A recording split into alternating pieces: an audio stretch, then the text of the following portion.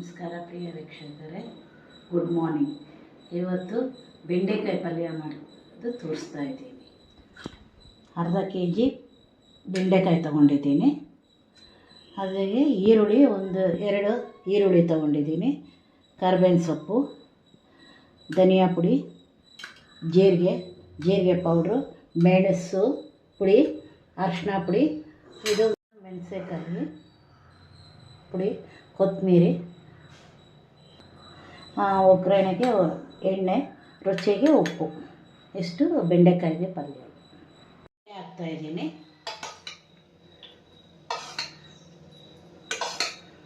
ಒಂದು 4 ಸ್ಪೂನ್ ಎಣ್ಣೆ,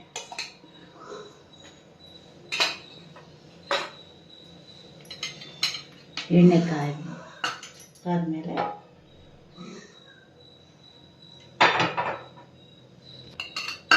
ಒಂದು ಅರ್ಧ ಸ್ಪೂನು ಜೀರಿಗೆ ಹಾಕ್ಕೊತಾ ಇದ್ದೀನಿ.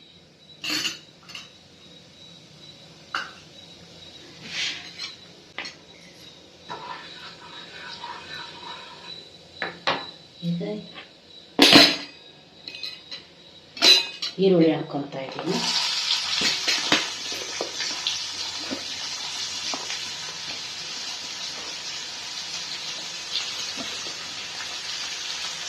ಈಗ ಬೆಂಡೆಕಾಯಿ ಹಾಕ್ಕೊತಾ ಇದ್ದೀನಿ.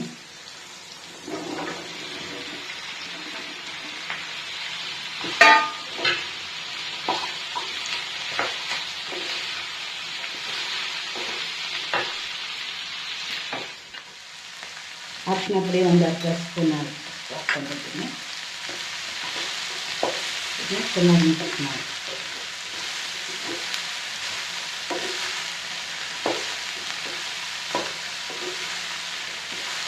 ಕರಿಬೇವಿನ ಸೊಪ್ಪು ಹಾಕ್ಕೊಳ್ತೀನಿ.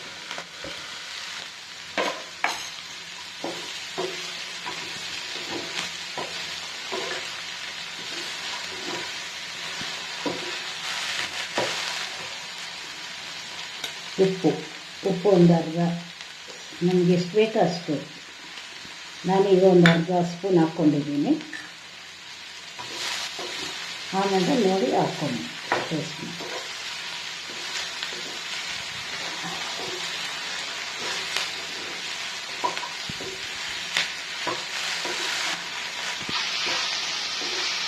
ಒಂದು 15-20 ನಿಮಿಷ ಒಂದು ಬೇಯಿಸ್ತೀವಿ. ಇದು ಒಂದು 15 ನಿಮಿಷ ಮುಚ್ಚಿಟ್ಟು ಈಗ ಮುಚ್ಚಳನ ತೆಗಿತಾ ಇದ್ದೀನಿ. ನೋಡಿ, ಈಗ ಅಂಟಿರೋದೆಲ್ಲ ಬಿಡ್ತಾ ಇದೆ. ಜಾಸ್ತಿಯನ್ನು ಮಾಡೋಕ್ಕೆ ಹೋಗ್ಬಾರ್ದು, ಮುಚ್ಚಿ ಜಾಸ್ತಿ ಆದರೆ ಜಾಸ್ತಿ ಅಂಟಂಟು. ಆದಷ್ಟು ಓಪನ್ ಆಗಿದ್ದರೆ ಬೇಗ ಅಂಟಂಟು ಇದಾಗ್ತದೆ. ನೋಡಿ, ಈಗ ಅಂಟಂಟು ಎಲ್ಲ ಹೋಗಿದೆ.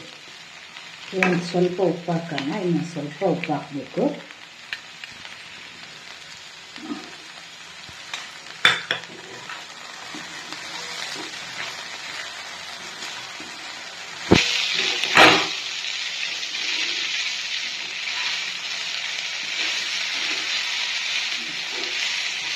ಈಗ ನೋಡಿ, ಅಂಟಂಟು ಬಿಟ್ಟಿದೆ. ಇಷ್ಟು ಗ್ರೀನಾಗಿ ಇರಬೇಕು. ಜಾಸ್ತಿ ಬೇಯಿಸ್ಬಿಟ್ರಂದರೆ ಅದು ತುಂಬ ಸಾಫ್ಟ್ ಆಗಿಬಿಟ್ರಂದರೆ ಎಲ್ಲ ಒಡೆದೋಗ್ಬಿಡ್ತದೆ. ಆದಷ್ಟು ಇಷ್ಟು ಗ್ರೀನ್ ಆಗಿರಬೇಕು. ಇದು ಪರ್ಫೆಕ್ಟ್ ಆಗಿದೆ. ಇದು ಮೈಗೆ ಒಳ್ಳೆಯದು, ಆರೋಗ್ಯ ಕೊಡಿ, ಮಕ್ಕಳಿಗೆ ಕೊಡಿ. ಅವ್ರಿಗೆ ಬೆಂಡೆಕಾಯಿ ಜ್ಞಾಪಕ ಶಕ್ತಿ ಚೆನ್ನಾಗಿರ್ತದೆ. ಇದು ಮಕ್ಕಳಿಗೆ ತುಂಬ ಒಳ್ಳೆಯದು. ನಾವು ದೊಡ್ಡವರು ತಿನ್ಬೋದು, ದೊಡ್ಡವ್ರಿಗೂ ಆರೋಗ್ಯಕ್ಕೆ ಒಳ್ಳೆಯದು, ಮೂಳೆಗಳಿಗೆಲ್ಲ ಒಳ್ಳೆಯದು. ಈಗ ನಾನು ಜೀರಿಗೆ ಪುಡಿ ಹಾಕ್ತಾ ಇದ್ದೀನಿ, ಒಂದು ಅರ್ಧ ಸ್ಪೂನು. ಒಂದು ಸ್ಪೂನು ಧನಿಯಾ ಪುಡಿ ಹಾಕ್ತಾ ಇದ್ದೀನಿ.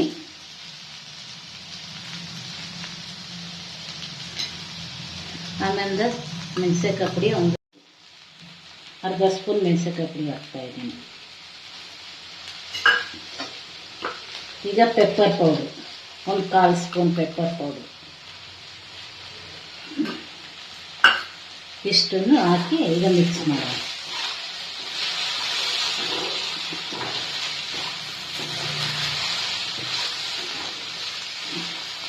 ನೋಡಿ, ಈ ಮಟ್ಟಿಗೆ ಇರಬೇಕು ಬೆಂಡೆಕಾಯಿ. ಜಾಸ್ತಿ ಬೇಯಿಸ್ಬಿಟ್ರೆ ಎಲ್ಲ ಒಡೆದೋಗ್ಬಿಟ್ರೆ ಅಂದರೆ ಚೆನ್ನಾಗಿರಲ್ಲ. ಇದು ಇಷ್ಟೇ ಮಾತ್ರ. ನೋಡಿ, ಇದು ರೆಡಿ ಆಯಿತು. ಇದು ಕೊತ್ತಂಬರಿ.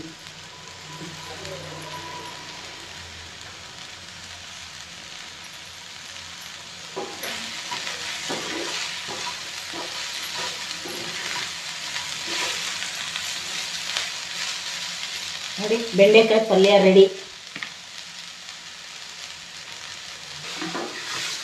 ನೋಡಿ, ಬೆಂಡೆಕಾಯಿ ಒಂದು ಒಡ್ತಿಲ್ಲ, ಹೀಗೆ ಇದೆ. ಗ್ರೀನ್ ಕಲರ್ ಆಗಿದೆ ಬೆಂಡೆಕಾಯಿ.